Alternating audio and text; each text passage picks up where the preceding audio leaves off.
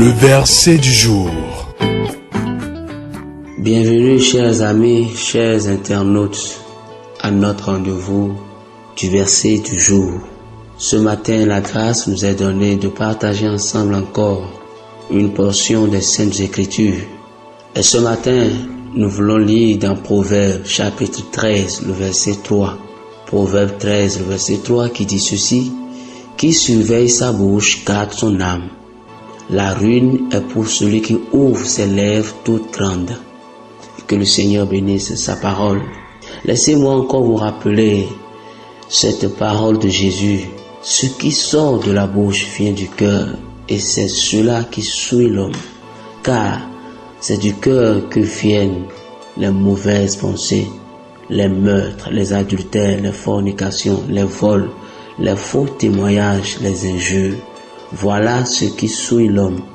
Ce que nous disons révèle souvent ce que nous pensons. Il faut donc apprendre à juger nos pensées méchantes ou malsaines. Ce que nous disons peut aussi affecter les autres. Des paroles fausses, hypocrites, malveillantes blessent comme une épée les autres, aussi bien que nous-mêmes. Mais si nous acceptons de surveiller nos paroles, en jugeant nos motivations, nous produisons ce fruit de l'esprit appelé la bienveillance. Demandons à Dieu donc de mettre une garde à notre bouche et de nous aider à veiller sur la porte de nos lèvres. Nos paroles pourront apporter la paix et non la querelle. Nos paroles peuvent apporter la joie et non la haine. Nos paroles peuvent apporter la réconciliation et non la division.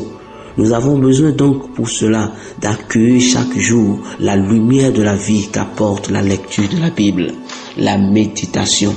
Elle nous façonne, elle nous amène à devenir ce que nous voulons, comme un potier, comme l'argile dans la main d'un potier.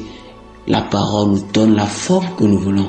Et frère, laissez-moi vous dire aujourd'hui, nous avons besoin de cela. La langue comme une bûchette d'allumettes, aussi petite qu'elle soit, peut créer des problèmes sur des générations, peut créer des divisions pendant des années et de la même manière peut créer des réconciliations qu'on n'a jamais imaginées. C'est pourquoi dans notre vie quotidienne, d'autant plus que nous ne pouvons pas nous dissocier de cette matière qui est la langue. Que le Seigneur nous aide, frère, à pouvoir en faire un bon usage. Dieu nous le demande, car Proverbe 12, 18 dira encore: la langue des sages est santé. Ne rendons pas alors notre entourage malade à cause de notre langue.